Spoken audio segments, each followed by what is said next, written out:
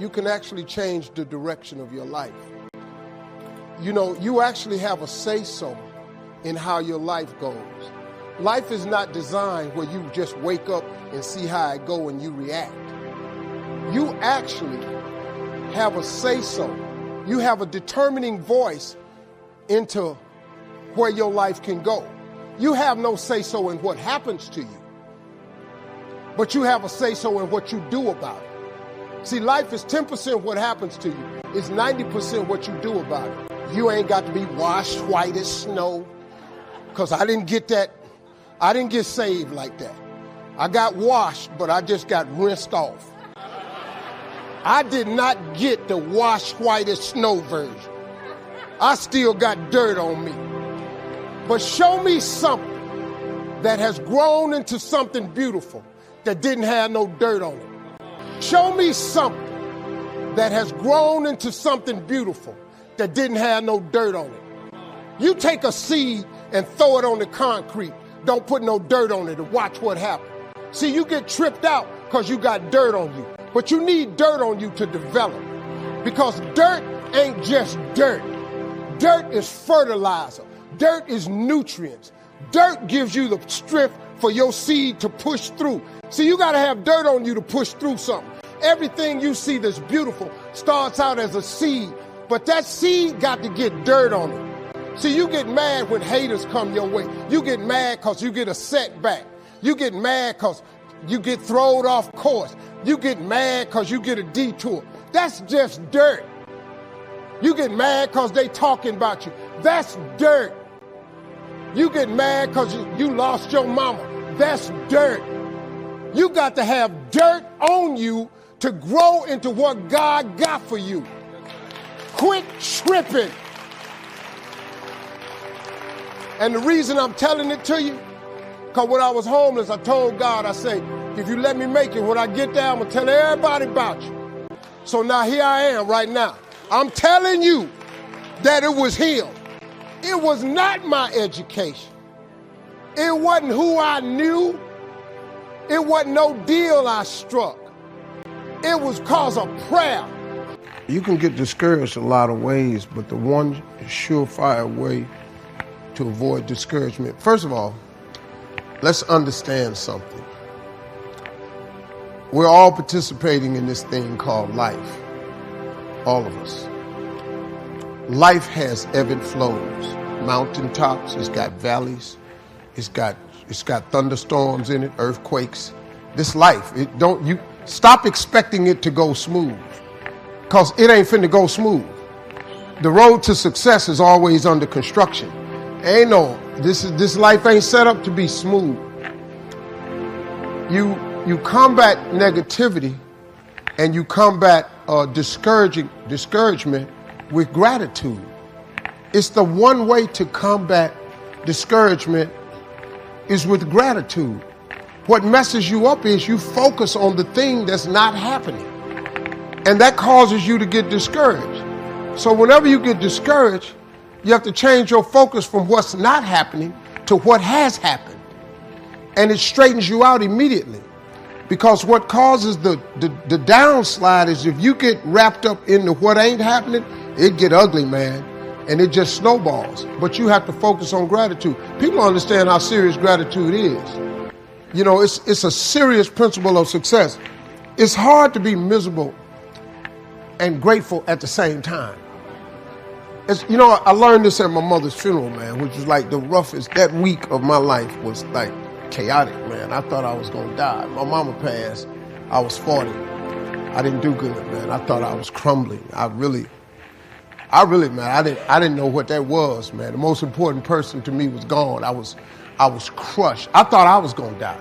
Joy and depression cannot reside in the same space. So when you get down and you start thinking about how dark it is, I want you to remember everything your mother taught you that was good. And that replaced all the negative thoughts I was having. Because joy and depression cannot reside in the same space. Well, now you got to take that concept and apply it to your life.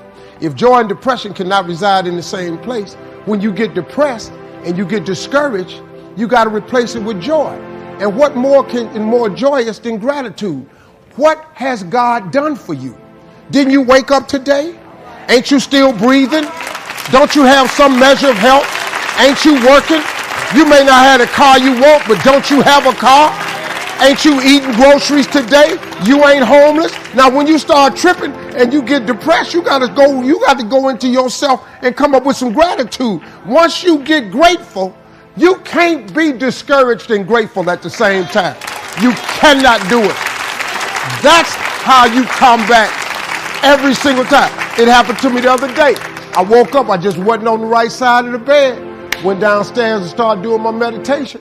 I pull out a list of everything I'm grateful for. By the time I got to the 13th thing, I thank God for 75 things every morning. By the time I got to 13, I was fine. Because guess what? I'm alive, I'm breathing, I'm healthy. I'm finna go do a job. I tell jokes. They finna pay me. Lord, they finna pay me. My grandkids is healthy. My children is healthy. They ain't calling me asking me for nothing. They did at 10, but at 8, they didn't want nothing. I just started feeling, that's how you do it. That's how you come back. I'm telling you, it works. It works. Do you realize that every day you thought you wasn't going to make it? Do you remember them days where you thought it was absolutely unbearable and you thought you wasn't going to endure that one? Do you know that your survival rate for every last one of them bad days is 100%? Your track record for surviving bad days is 100%. That's a fact. Your track record, you batting 1,000. You survived every hater. You survived all the evictions. You survived the firings. You survived all the tell you no, we ain't hiring. You survived all the trouble you ever been in. Your survival rate is 100%.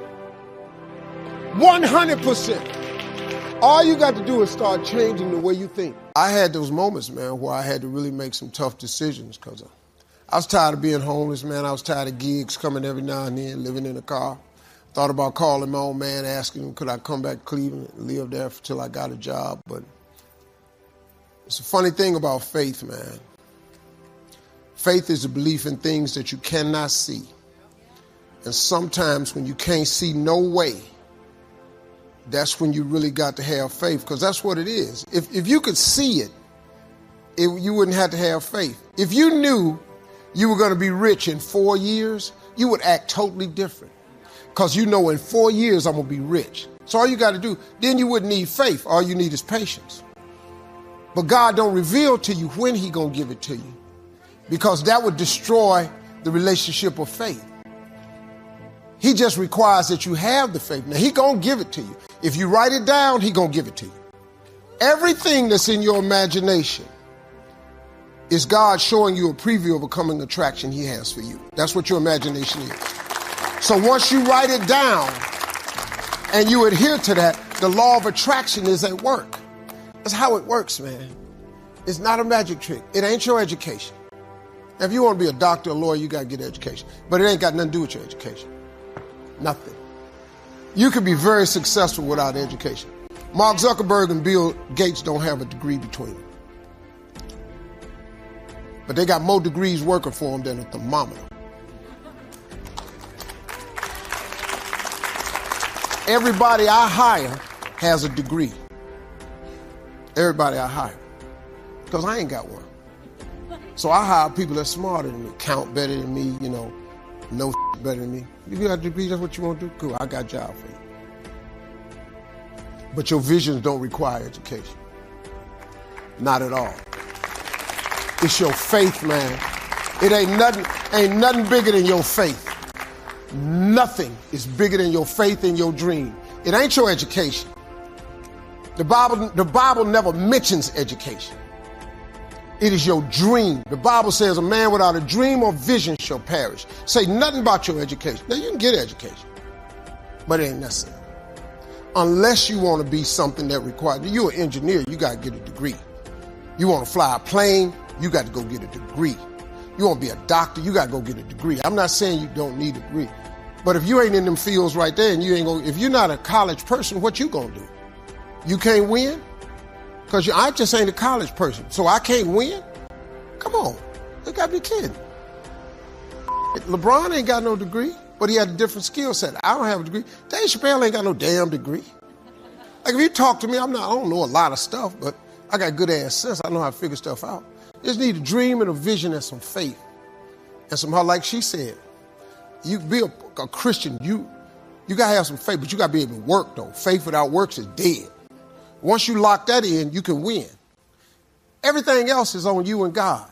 You can coat your mind from negativity.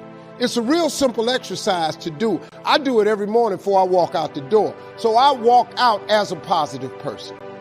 You know, I get tired sometimes. That's different from being negative because I get mentally drained from my job at times. But to coat your mind from negativity, the way you can put a coating around your mind is with one simple thing: gratitude. Gratitude erases negativity. I'm going to show you how this works. If you wake up in the morning and you start having negative thoughts, man, this ain't my day. I woke up on the wrong side of the bed. I'm tripping. I just don't feel myself. Every time you feel in the middle of the day, if you feel yourself doing that, stop. Just stop for a second and start going over in your mind everything you have to be grateful for. Not everything you want, everything you already have, because what you have is substantial. You just haven't gone over the list and taken inventory in a long time. But the fact that you can walk, that's a blessing. The fact that you woke up, that's another blessing. The fact that you can see, think, reason, that's another blessing. The fact that you can go somewhere and get yourself something to eat, that's another blessing. The fact that you can go and turn the key and call someplace home, that's another blessing. The ability to dream is a blessing. The fact that you have an opportunity to get it right is another blessing. The fact that you're beautiful, that's another blessing. The fact that you have any measure of health, that's another blessing. And I'm just talking to you, I don't even know you. I could give you 50 things you ought to be grateful for right now. I don't even know you. Start coating your mind with gratitude. It'll change everything for you. If you want to be successful and you want to be happy, those are the two things that's common to most people. You're looking at a person who was neither one of those for a long period in my life, man. There's a lot of pain in my life. No more than nobody else. I just had a lot. But I learned along the way, everything that's happening to you is God is processing you. Every difficult moment you're having, He just processing you. That's all He's doing. Everything you're going through is preparing you for what you ask God for. And if you need to be tough when you get to where you're going, then He gonna toughen you. If you got to be more caring along the way, He gonna let you have some trials come your way that's gonna have to produce that in you. What happened in my life was getting where I've gotten to today and where I'm even headed to, I had to be tough. So He toughened me along the way. I had to learn how to appreciate a lot, so He took everything. To really understand the value of money, I had none. To just appreciate simple things, what I'm going to eat today, where I'm going to wash up at, where I'm going to bathe. He sent me through a trial of being homeless for 3 years. I lived in a car for 3 years. All of that I was going through, that I was tripping with, that I did not appreciate or understand, I understand it now because I'm on the other side of them troubles. And I understand what all them troubles was for. And even though I did not understand or appreciate the route He took me on, it was the route I had to go on. See, the route you on right now is the route you got to take. And it's very uniquely yours. This thing you going through, this just uniquely yours. You just got to understand you ain't the only one. You ain't the only one going through it. Now, in the order that it's going to happen, it's just yours.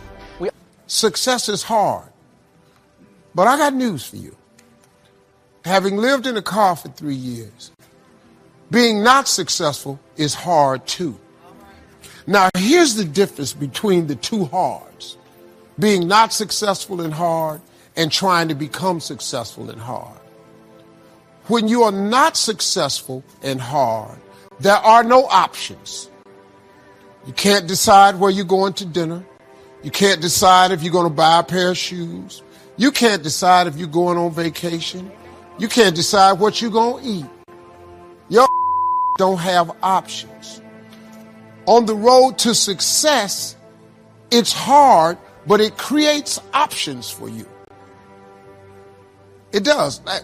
Look, see, people get hung up on the fact that I'm not a millionaire yet. But hold up, man. There's joy in the journey.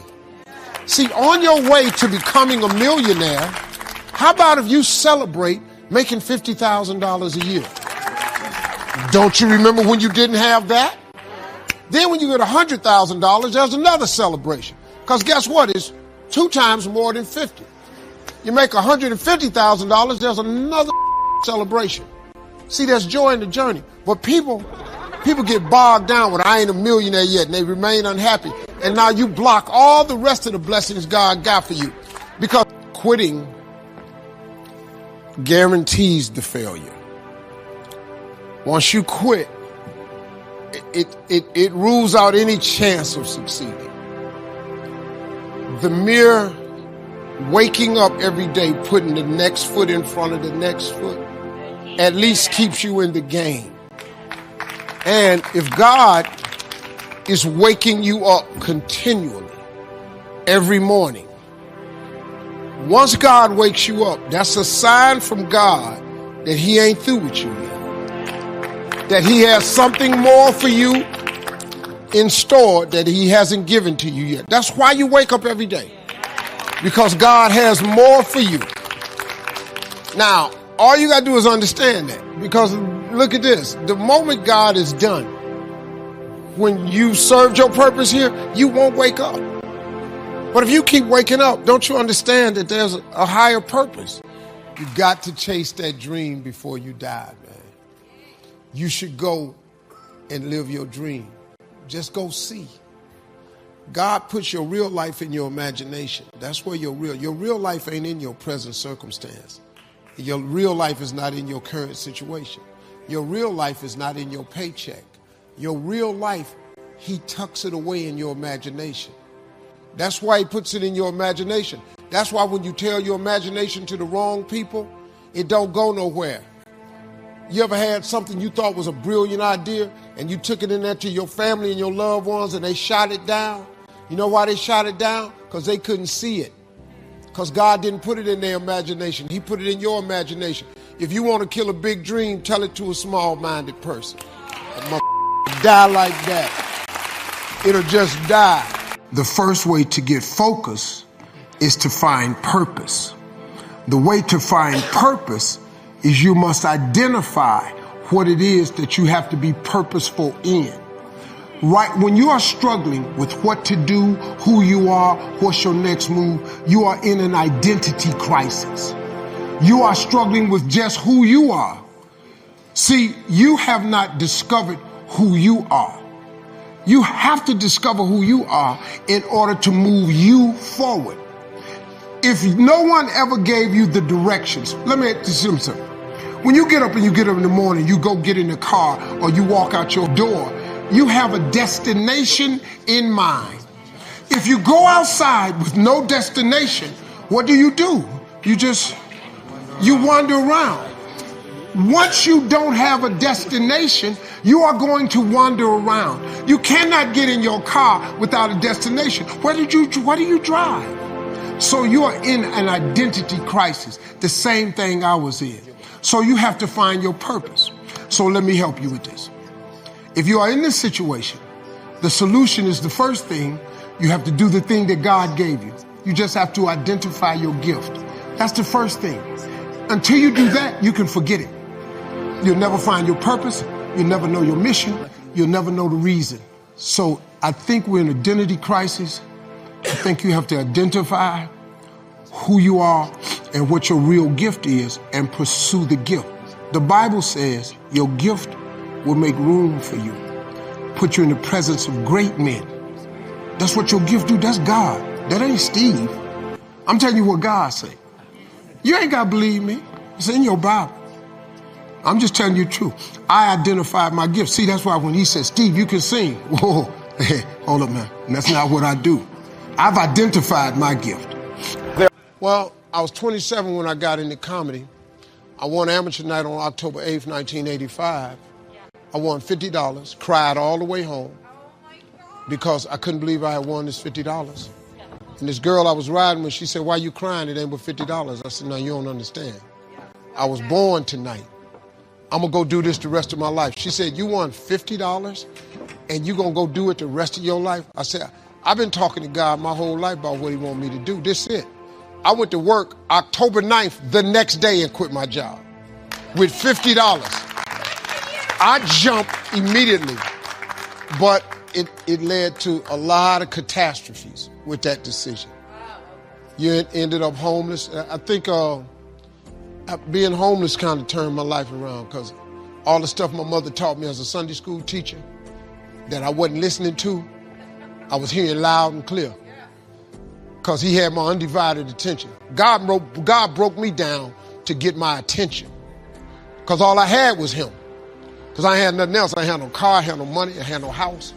So I'm sitting up in here, man, I was paying real close attention to all the messages my mama had gave me over the years. I started reading the Bible again and started really understanding that I needed some help here. Took 3 years of homelessness and then a couple other bad decisions. Got it together, probably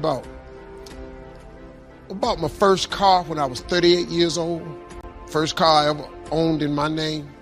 Bought a car when I was 38. Messed around, got a phone call from the Apollo. Got on TV at 38. Been on TV ever since. Yeah, see, you're gonna make me cry. Boy, I don't feel like that. That was one of the great things about it.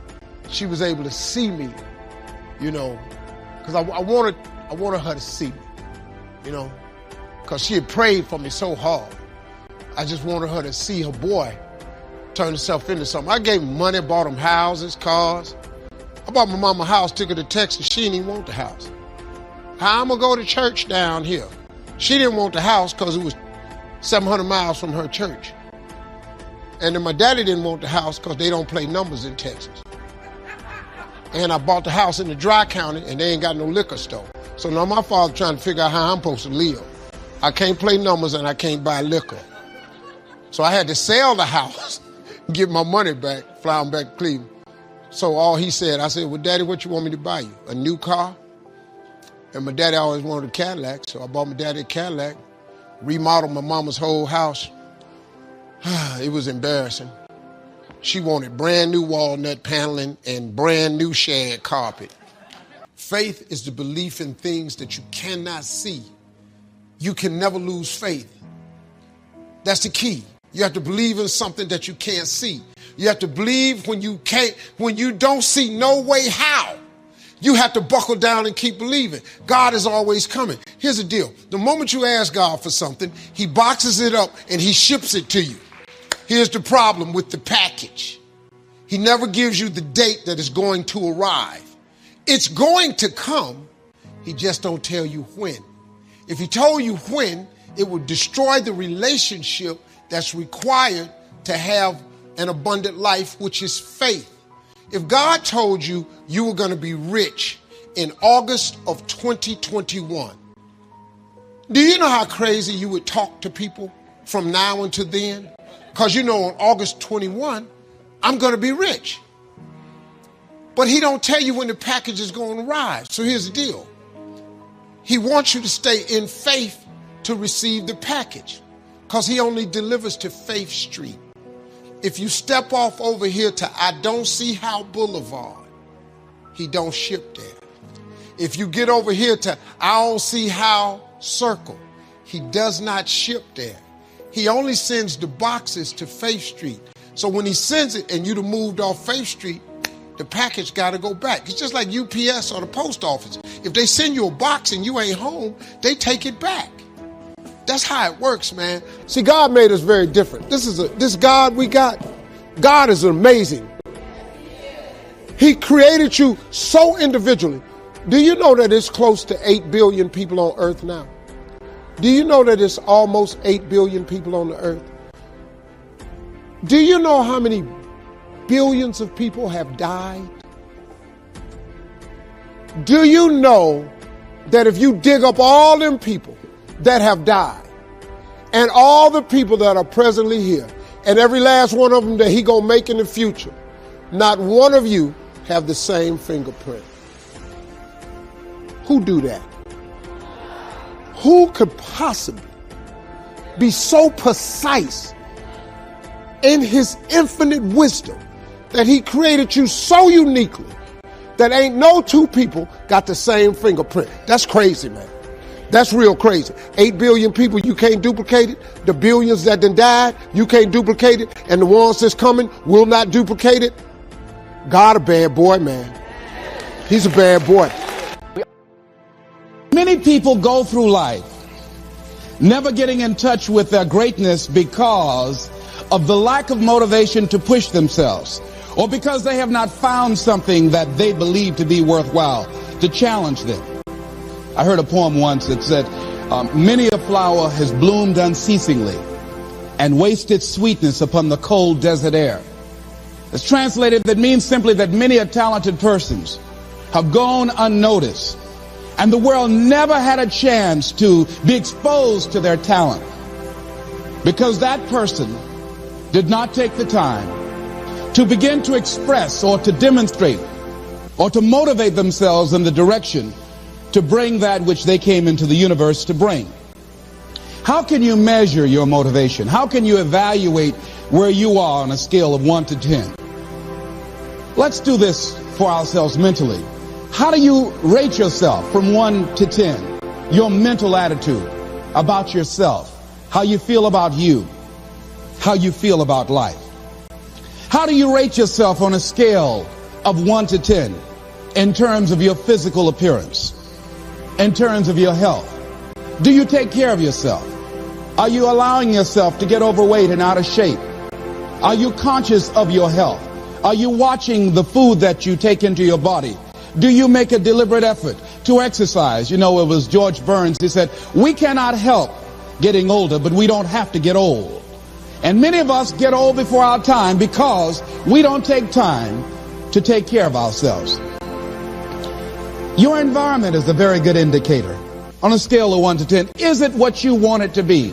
Do you find it desirable? Are you satisfied? The job or career that you're involved in. Someone said that 85% of the American public are unhappy with their jobs. Are you spending 8 hours a day just doing time? Doing something that you don't find challenging, that does not make you stretch mentally, that does not stimulate you, that does not inspire you. Something that you don't find a sense of fulfillment in it. If you're doing that day in and day out, it has to affect how you feel about yourself, your level of motivation. Your relationships. What kind of impact is it having on your life? Is it nourishing or is it a toxic relationship? Does it drain you or does it build you up? Ask yourself that. How motivated are you to do something about it? Your contribution, your actions. What are you giving? Many people will leave the universe without a trace. No one will know they were here. And in fact, under their name, we could put under there, not used up. Will anybody know that you came this way? What contribution are you giving? What will you leave? What will be different because you came this way? One of the things that we must do is that we must be involved in working on achieving self-mastery. You must work on yourself continuously. Never be satisfied with yourself. Always know that as you invest the effort and time on you, that's the greatest ability that human beings have above animals. See, a dog can't be anything but a dog. Tree can't be anything but a tree. Human being, you've got unlimited potential. You can put effort on you, and by concentrating on you and developing you, you can transform your life wherever you are right now. So you want to work on yourself. You want to read books that inspire you and motivate you. You want to listen to tapes over and over and over again. And I suggest that you listen to tapes when you first get up in the morning. You want to control the spirit of your day. When you first wake up in the morning, your mind is operating at 10.5 wave cycles per second. That's when the subconscious mind is most impressionable. Whatever you hear in the first 20 minutes when you wake up, that will affect the spirit of your day. When you listen to tapes, listen with relaxed belief, believing that this can happen for you. And by listening to them, listen to them over and over and over again, and you will get a breakthrough. You can listen to the same tape for months, and all of a sudden you hear something you never heard before. It have a special meaning for you. Or read the same book over again, and you find some special insight. You said, I can't believe I didn't see that the first time. So you want to be involved in developing yourself. Most people won't do that. Most people won't take that kind of effort and invest that kind of energy in themselves, because they will fall prey to that conversation within. Oh, don't do that. You don't have time. You're too busy. You're too caught up in the rat race. Most people won't do that. Well, they won't take time to go to lectures. They won't take time to go to seminars. They won't take time to go to classes to improve themselves. And as you continue to work on yourself, you will begin to expand your vision of yourself. You begin to work towards self-mastery. And you will begin to see it reflect itself in all the dimensions of your life, your mental life, your physical life, your social life, in your relationships, your monetary life.